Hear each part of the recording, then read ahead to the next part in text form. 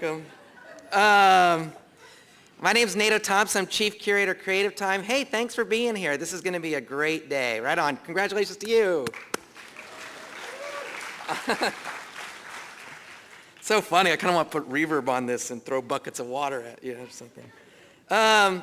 Okay, so thanks to David Darts. Thank you to NYU for being the host of this great event here. We're so excited. Just a note, be sure to check out the Fluxus and Essential Questions of Life during the break, a great exhibition, and Fluxus is phenomenal, so check that out. I want to do some thank yous to people that actually are crazy enough to fund this stuff. That's important. Aggie Gund has been incredibly supportive and actually paid for 200 students to attend here today, so thanks, Aggie Gund. I want to recognize the Cablers and the Annenberg Foundation for supporting our prize, the Annenberg Prize for Art and Social Change. That's going to Jenna van Heeswijk, so congratulations and thanks to them.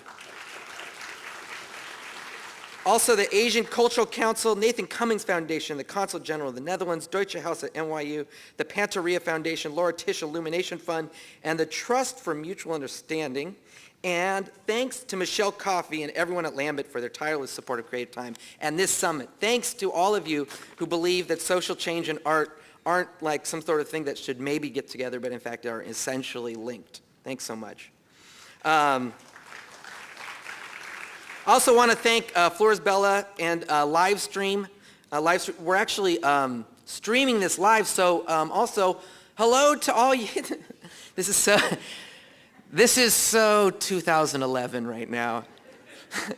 You know when you feel like you're in a moment that will be specifically only possible right now. So right now this is so weird. Hello to our live stream audience out there, and we have people having screening events in several places. So hello Portland State University, hello Roski School of Fine Arts at USC, University of Michigan, University of Virginia, Meadows School of Arts in Dallas, the folks in New Delhi, the Israeli Center for Digital Art in Israel, Mercer Union Toronto, Project 88 in Mumbai, and the Living Room in Amsterdam, and the folks in Dubai. Is that so wild? Hello! The world is a big Skype chat. You're in it.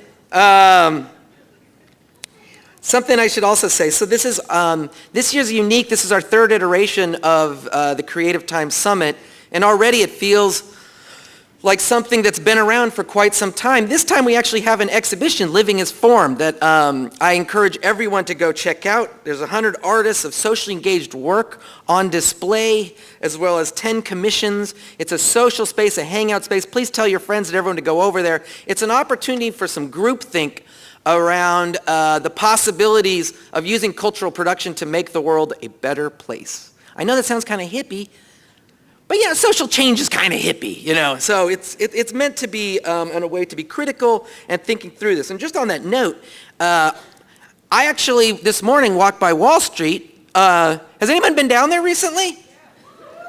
Yeah. So there's a movement called Occupy Wall Street. People have been protesting down there and staying the night over there.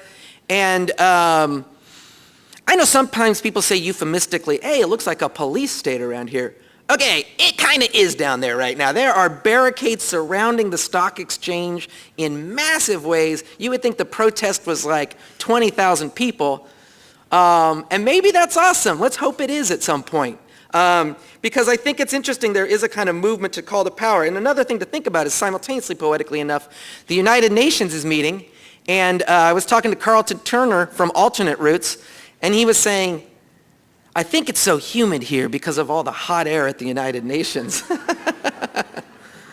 But interestingly enough, he also said, it's like theater over there. I'm not saying metaphorically, it's literally theater. And I suppose that is to say that the artist Laurie Jo Reynolds, who spoke at the last two summits about the prison system in Illinois and trying to reform the supermax prison system, was saying she's interested in legislative art and a kind of art that affects policy.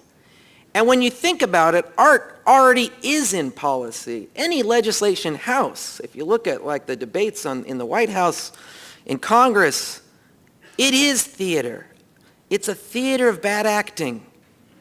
So why can't the arts own that theater? Maybe the real political conversations aren't meant for politics anymore.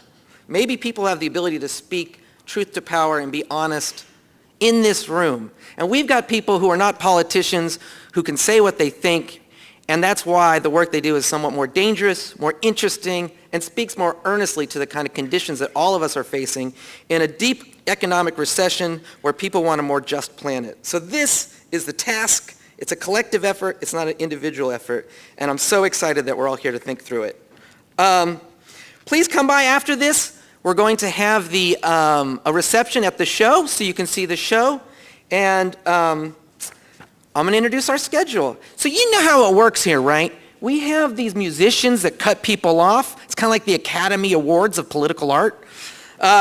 So they just kind of, we really keep it on a schedule here. So don't think that's rude. It's our sweet rude style.